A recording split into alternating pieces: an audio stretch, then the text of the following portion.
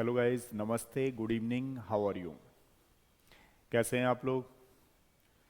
अब देखो क्या है, अभी नीट का एग्ज़ाम हो चुका है आपका 7 मई को।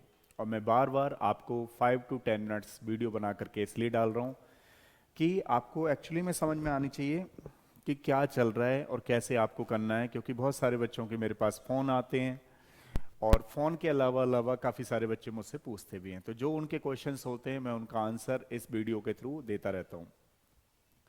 देखिए, सबसे पहले क्वेश्चन आजकल बहुत सारे बच्चों का है जब यहाँ एडमिशन लेने आते हैं कि सर क्या नीट में 600 मार्क्स हमारे पहली बार में निकल आएंगे। ये क्वेश्चन ज़्यादातर वो बच्चे पूछते हैं जो अभी 12th पास हुए हैं 23 में, या फिर जिन्होंने 1-2 साल दे रखा है लेकिन उनके मार्क्स नहीं बढ़ रहे हैं, तो वो बच्चे ज़रूर पूछते हैं इस क्वेश्चन को कि क्या सर पहली बार में इतना ला सकते हैं हम। तो देखो, इसका आंसर है यस, आप ला सकते हो। कब और कैसे ला सकते हो वो सुनिएगा जरा। इसमें क्या होता है, अभी जैसे नीट का पेपर हुआ, नीट का एग्जाम हुआ, उस दिन आपने बहुत सारे बच्चों ने नाइट में सोचा होगा 7 मई को कल से तो पूरी दुनिया को उलट पलट कर देना है, बहुत अच्छा पढ़ना है। 8 को पढ़ा होगा बच्चा, 9 को पढ़ा होगा, अभी 10 आई है, अब देखना है वो पढ़ेगा नहीं पढ़ेगा। तो उनको बता दूं बच्चों को, आप 600 क्या 680 650 प्लस ला सकते हो, बशर्ते आपको पूरे जोश के साथ लगना होगा। और हर दिन में आपको ये डायरी में मेंशन कर देना है अपने आप को कि मैं नीट का एग्जाम 24 तब तक होगा, तब तक नॉन स्टॉप ना घर से बाहर निकलूंगा निकलूंगी, मतलब घर से बाहर कोचिंग के लिए जाना है, बाकी मुझे शादी में नहीं जाना, किसी फंक्शन में अटेंड नहीं करना, कोई पार्टी अटेंड नहीं करना। ये बात आप पहले अपने आप को दे दें, अपने माइंड को सेट कर लें कि 1 ईयर मुझे नॉन स्टॉप चलना है। दूसरी वाली बात आपको उसी एनर्जी के साथ चलना होगा पूरे 1 ईयर, जिस एनर्जी के साथ आपने स्टार्टिंग कर रहे हो। किसी दिन कोई बहाना नहीं बनाओगे, कोई भी क्लास बंक नहीं करोगे। पर डे आप दुगनी एनर्जी के साथ, दुगना जो आपने बनाया है शेड्यूल, उसके हिसाब से पढ़ोगे और पर डे पढ़ोगे। अगर आप इस तरीके से कर पाते हो तो मैं गारंटी दे रहा हूं आपको, आप 1 ईयर में ही 600 प्लस कर पाओगे, बहुत अच्छे नंबर ला पाओगे। बशर्ते वो आपको एक स्पिरिट की तरह होना चाहिए। पर डे आपके अंदर जोश होना चाहिए कि मैंने अपने आप को क्या प्रॉमिस कर रखा है, वो प्रॉमिस आपको हमेशा याद होना चाहिए, ध्यान रखना। दूसरी वाली बात, क्लास किसी टीचर की मिस नहीं करेंगे, पर डे आएंगे।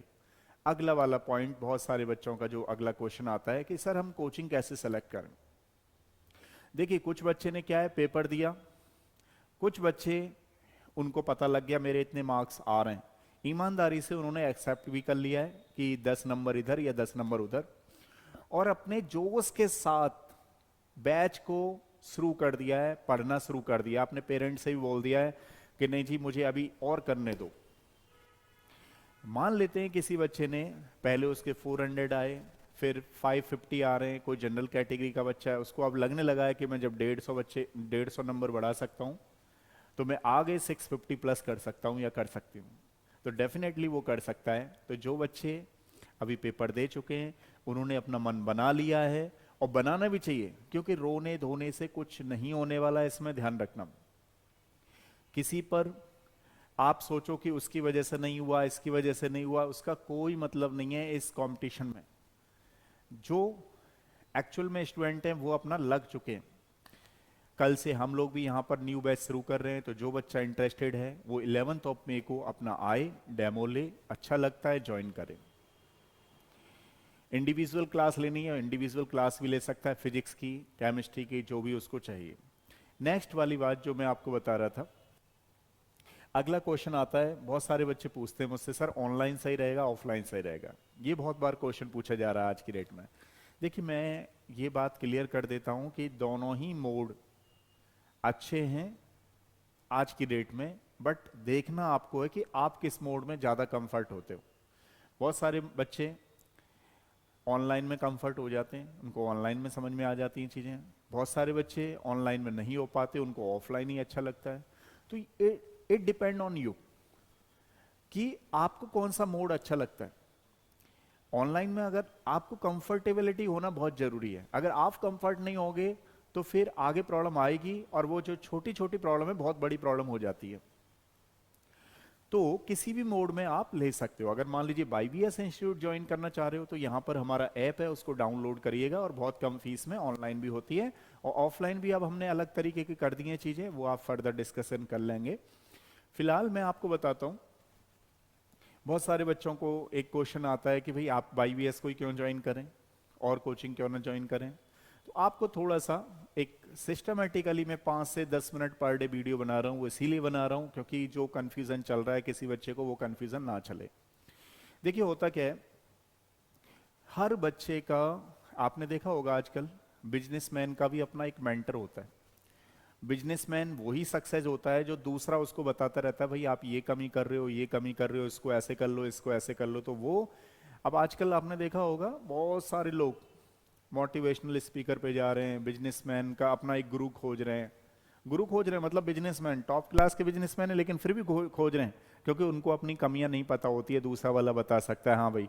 क्योंकि डिस्कशन करना बहुत जरूरी है।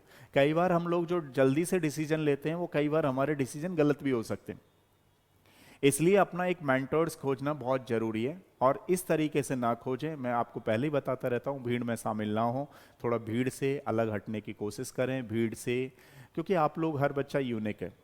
जो कंपनी बन गई है उनको ना लें, उनमें एडमिशन ना लें, इतनी छोटी कोचिंग में भी ना लें, ताकि आपका कोई सिस्टम ही नहीं बन रहा है, टेस्ट कब हो रहा है कब नहीं हो रहा है वही नहीं समझ में आ रहा है, तो वो भी एक खराब है, आपके करियर को खराब कर सकता है। तो कहने का मतलब ये है कि जब भी आप कोचिंग ले रहे हो तो आपको ये देखना है कि उसमें वो जो कोचिंग में पढ़ाने वाला है या नहीं है, वो कौन सा सब्जेक्ट पढ़ा रहा है, वो बहुत होना जरूरी है। नहीं तो अगर आप बिजनेसमैन में कहीं जा रहे हो कि भाई किसी ने एज ए बिजनेस इसको खोल रखा है, हालांकि ये चलता नहीं है, एज ए बिजनेस बंद ही हो जाता है, ये वाला बिजनेस मैं आपको बता रहा हूँ, लेकिन फिर भी बहुत सारे लोग इसको चला ले जाते हैं कई बार। जैसे अभी मैं नाम नहीं लूंगा, दिल्ली में एक अच्छी कोचिंग थी, उसके बहुत सारे सेंटर थे, सारे सेंटर एक साथ ही बंद हो गए। तो बहुत सारी कोचिंग बंद होती रहती हैं, क्यों? क्योंकि वहां पर टीचर नहीं थे। किसी बिजनेसमैन ने खोला हुआ था, उसको लगा मैं यहाँ से भी बहुत पैसा कमा लूंगा, ऐसा इसमें है ही नहीं। लगता ही है, लेकिन ये बिजनेस उतना इजीली सक्सेस नहीं होता, क्योंकि इसमें अलग से टेक्निकल है। लेकिन हाँ, कुछ लोग अभी इसमें हैं जिनका खुद का स्पेस होता है, तो उनको लगता है भाई चलो टीचर रख लेंगे, ऐसा करके वैसा करके। तो वो भी आपको देखना है कि सबसे पहले तो वो टीचर होना चाहिए वहाँ पे पढ़ाने वाला। दूसरा, कम बच्चे हैं या नहीं है, टीचर का, उस कोचिंग इंस्टीट्यूट का मतलब कितना पुराना है, ये बहुत जरूरी है। क्योंकि ध्यान रखना, 3 साल तो, 2 साल नहीं लगती हैं, 3 से 4 साल तो किसी कोचिंग को, कोचिंग वाले को समझने में लग जाती है। हमें तो खैर 20 साल लगे, लेकिन मैं आपको बता रहा हूँ मिनिमम इसमें ऐसा नहीं होता कि किसी ने 1 साल में ही समझ जाए, वो फिर किसी की कट पेस्ट कॉपी कर रहा होता है, लेकिन कट पेस्ट कॉपी में भी उतना नहीं कर पाता जितना करना चाहिए उसे, है ना? क्योंकि कट पेस्ट कॉपी करता रह जाता है फिर वो, और उसमें नुकसान बच्चों का होता है। तो आप ऐसे समझो कि किसी कोचिंग को अगर 5 साल हो गए, मिनिमम 5 इयर्स हो गए, तो वो उस रफ्तार पे आता है, उसको ये समझ में आती है हाँ चलो हम दे देंगे रिजल्ट, फिर भी वो कॉपी कर रहा होता है कहीं से।